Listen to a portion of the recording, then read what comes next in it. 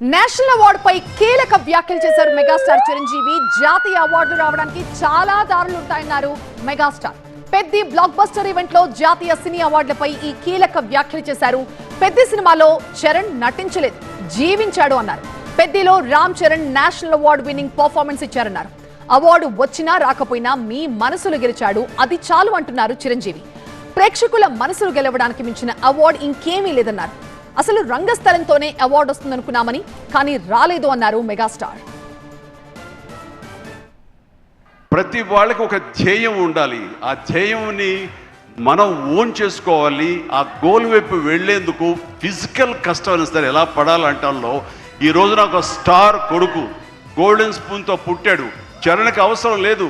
Director ఏం చెప్పాడు అది మెకానికల్గా చేసి వెళ్ళిపోతే ఇదే సినిమా ఇదే హిట్ అవుతుంది, ఇంతే అవుతుందేమో తెలియదు, కానీ దాన్ని మించి అయ్యింది. బియాండ్ 100% అయ్యింది అంటే కనుక చరణ్ వన్ మ్యాన్ షో అంటున్నాడు అన్న. మీరందరి చేత నేషనల్ అవార్డు వస్తుంది, నేషనల్ అవార్డు విన్నింగ్ పెర్ఫార్మెన్స్ అంటున్నారంటే అవార్డు రానివ్వండి రాకపోనివ్వండి అది పెద్ద సమస్య కాదు. ఈ రోజున రంగస్థలాన్ని కూడా రావాలని నాతో సుకుమార్ గారు ఎన్నోసార్లు అన్నారు. ఇది అవార్డు విన్నింగ్ పెర్ఫార్మెన్స్ అని అంత బాగా చేశాడు మన చరణ్ అంటూ. అంటే అవార్డు రావాల్సిన అవసరం లేదు. అవార్డు రావడం ఎన్నో దారులు ఉంటాయి, రావచ్చు రాకపోవచ్చు. బట్ ప్రజల మనుషుల్లో ఎంత అత్యుత్తమ నటన ఇచ్చాడు అన్నారే, దాన్ని మించిన అవార్డు ఇంకోటి ఉండదు అనేది నేను ప్రగాఢంగా నమ్మిన విషయం. కాబట్టి చరణ్ వాళ్ళందరూ ఒక way of expression award winning performance అంటుంటే కనుక థ్యాంక్ యూ సో మచ్ అనుకోవాలి. కానీ ఈ సినిమాలో తన బాడీగా ట్రాన్స్ఫార్మ్ అయ్యింది. నేను ఎవ్రీ డే ఇంట్లో చూసేవాడిని. మేము ఎప్పుడు కష్టపడ ఒకటే నమ్ముకున్నాము, కష్టపడతాం తప్ప ఏది షార్ట్ కట్లో కావాలని కోరుకో, ఒళ్ళు వంచి పనిచేస్తాం. ఈ రోజుకి అదే. అండ్ చరణ్ ఈ సినిమాలో తను నటించలేదు, జీవించాడు. అందుకనే ఇక చిరంజీవి కాదు, తను చరణ్ జీవి అని మీ నుంచి వచ్చిన మాట ఇది. నిన్న కూడా ఢిల్లీలో పిఎం గారు నరేంద్ర మోడీ గారితో పాటు తను కూడా ఒక కాంక్లేవ్లో పాల్గొన్నాడు. రిపబ్లిక్ టీవీ కాంక్లేవ్లో పాల్గొన్నప్పుడు వాళ్ళు కొత్త కాయినేజ్ పెట్టారు, న్యూ ఏజ్ మెగాస్టార్ అని.